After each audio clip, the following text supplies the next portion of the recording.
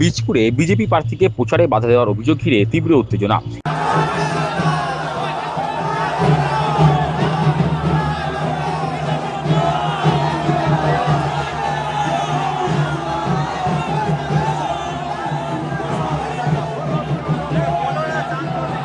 পুলিশের অনুমতি নিয়ে বৃহস্পতিবার বিকালে লালকুটি বাসস্ট্যান্ড থেকে কলোনি বাজার পর্যন্ত জনসংযোগ করছিলেন বীজপুর কেন্দ্রের বিজেপি প্রার্থী সুদীপ্ত দাস। অভিযোগ, তৃণমূলীরা জমায়েত করে বিজেপি প্রার্থীকে লক্ষ্য করে জয় বাংলা স্লোগান দিতে থাকেন। দফায় দফায় প্রচারে বাধা দেওয়ার উত্তেজনা সৃষ্টি হয়। ঘটনা নিয়ে বীজপুর কেন্দ্রের বিজেপি প্রার্থী সুদীপ্ত দাস বলেন, প্রথমে কোনা কলোনি মোড়ে তৃণমূলীরা জয় বাংলা স্লোগান দেয়, ফের লক্ষ্মীনারায়ণ কলোনিতে ওরা জয় বাংলা স্লোগান দেয়। দলীয় কর্মীদের ওরা তেড়ে মারতে উদ্যত হয়। প্রতিদিন চলছে, সকাল বিকাল সেরকমই ছিল।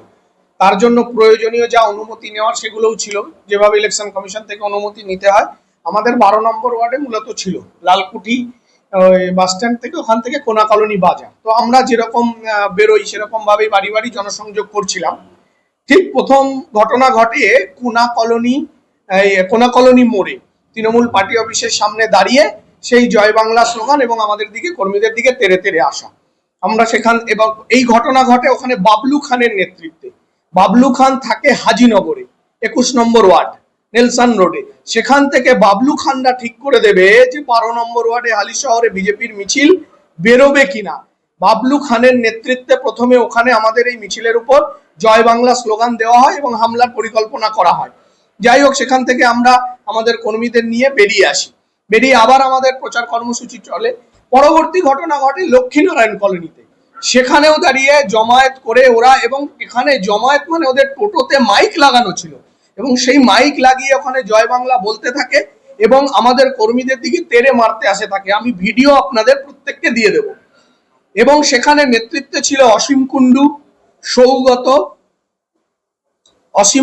সৌগত এবং টাটু।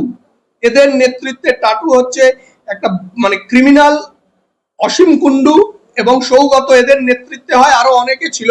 আমরা সেগুলো ভিডিও দেখে দেখে আইডেন্টিফাই করছি এবং তারা তেড়ে আসে। এবং সবচেয়ে মজার ঘটনা বা দুর্ভাগ্যের ঘটনা আমাদের, যে এরা প্রথমে জয় বাংলা স্লোগান দেয় এবং তারপরে আমাদের কর্মীদের দিকে তেড়ে মারতে আসে। সুদীপ্তর অভিযোগ, ঘটনাস্থলে হালিশহর থানার পুলিশ আসতেই ওরা মনে জোর পায়, তখন ওরা তেড়ে আসে মারার জন্য। সুদীপ্তর আরও অভিযোগ, হালিশহর থানার আইসির প্রচ্ছন্ন মদতে তৃণমূলের এত বাড়ন্ত। তার দাবি, থানার আইসি তৃণমূলের সভাপতি হিসাবে কাজ করছেন। এই আইসিকে রেখে স্বচ্ছ নির্বাচন কোনো মতেই সম্ভব নয়। সুদীপ্ত জানান, তিনি নির্বাচন কমিশনে অভিযোগ জানিয়েছেন, পাশাপাশি তিনি পুলিশ কমিশনের কাছে অভিযোগ জানাবেন। মারতে আসে তখন যখন সেখানে পুলিশ আসে, মানে প্রথমে তেড়ে মারতে আসে না, প্রথমে দূর থেকে স্লোগান দেয়, তেড়ে মারতে আসে পুলিশ আসার পরে হালিশহর থানা। এবং আমি বলছি যে আমরা বিভিন্ন ঘটনায়, পুরো বীজপুর জুড়ে ঘটনা ঘটছে, হালিশহরে ফ্লেক্স ব্যানার ছেড়া হচ্ছে। বারংবার আইসি কে জানানোর পরেও আইসি কোন রকম চাপ তৈরি করতে ব্যর্থ। এর আগে টাটু, এই ছেলেটি আমাদের এক কর্মীদের বাড়িতে গিয়ে মানে হুমকি দিয়েছে, তারপরেও সে বহাল তবিয়তে একটার পর একটা ঘটনা ঘটিয়ে যাচ্ছে। এই অসীম কুণ্ডু এর আগে ঘটনা ঘটিয়েছে, তারপরেও বহাল তবিয়তে এগুলো করে যাচ্ছে। হালিশহর আইসির প্রচ্ছন্ন মদতে, একদম সরাসরি হালিশহর আইসির মদতে তৃণমূল এই ঘটনা ঘটতে সাহস পাচ্ছে। পুলিশ হালিশহর আইসি একেবারে, তার কোনো ব্যক্তি ইন্টারেস্ট নিশ্চয়ই আছে, অথবা তৃণমূলের সে অতি ভক্ত। তার কারণ সে আমাদের কর্মীদের বাড়িতে যাচ্ছে, আমাদের যে কর্মীরা বাইরে আছে বা বিজেপিতে আছে তাদের বাড়িতে যাচ্ছে, বলছে এরা ক্রিমিনাল থাকতে পারবে না। অথচ যে ক্রিমিনাল একটার পর একটা ঘটনা ঘটাচ্ছে সেখানে উনি কোনো পদক্ষেপ নিতে পারছেন না। আমরা সরাসরি ইলেকশন কমিশনকে অভিযোগ জানিয়েছি এবং এটা সমস্ত মানে কেন্দ্রীয় নির্বাচন কমিশন, রাজ্য নির্বাচন কমিশন, সিপি কে কমপ্লেন করব।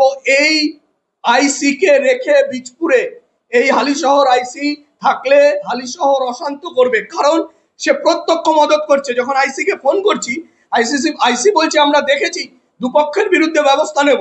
কিন্তু আইসির তো প্রথম দেখা উচিত, যেখানে বিজেপির প্রচার চলছে সেখানে তৃণমূল কংগ্রেস মিছিল নিয়ে এলো কেন? তাদের অনুমতি, মানে তারা অনুমতি ছাড়া, আমরা তো আমাদের অনুমতি মোতাবেক রুট দিয়ে আমরা মিছিল করছি। কেন্দ্রীয় বাহিনী তো পুলিশ যেভাবে পরিচালনা করবে ছিল, কিন্তু হালিশহর আইসির কথাটা ভাবুন যে দুপক্ষের বিরুদ্ধে ব্যবস্থা নেব, মানে আমাকে কেউ মারবে, আমি পাল্টা যদি জয় বাংলা মানে জয় শ্রীরাম বলি বা আমি তার জয় বাংলা বলার প্রতিবাদ করি, তাহলে দুপক্ষের বিরুদ্ধে ব্যবস্থা নেব। কিন্তু হালিশহর আইসি একবারও এটা বললেন না যে বিনা অনুমতিতে তৃণমূলের মিছিল আমাদের মিছিলের সামনে এলো কেন, এবং পুলিশ আসার পর তারা অ্যাগ্রেসিভ হলো, আমাদের তৃণমূল কর্মীদের দিকে মারতে এলো।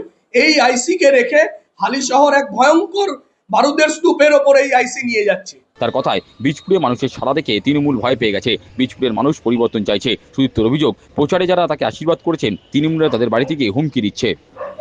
কারণ যেভাবে আমরা মানুষের সাড়া পাচ্ছি একদম পরিষ্কার, সেটা তৃণমূলও বুঝতে পারছে যে মানুষ স্বতঃস্ফূর্তভাবে এগিয়ে আসছে, মানুষ বাংলায় পরিবর্তন চাইছে।